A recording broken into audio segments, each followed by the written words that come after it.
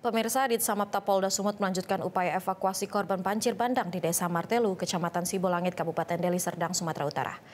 Dipimpin langsung oleh Kanit Pamat Ibtu Brian Jaya Ginting dan 5 personel K9 Polda Sumut bersama instansi terkait mengevakuasi korban yang terdampak banjir beberapa minggu lalu. Tim akhirnya menemukan jenazah korban yang tertimbun material banjir bandang. Untuk mempermudah proses evakuasi, personel bersama masyarakat setempat membendung aliran sungai di hulu guna mengurangi debit air. Setelah debit air menyusut, tim mulai memindahkan material batu dan pohon yang menghambat jenazah di dasar sungai.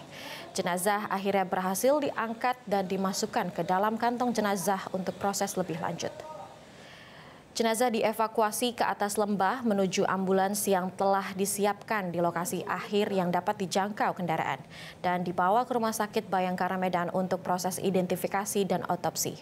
Keluarga korban menangis histeris mengetahui jenazah sudah berhasil ditemukan dan dalam keadaan tidak bernyawa.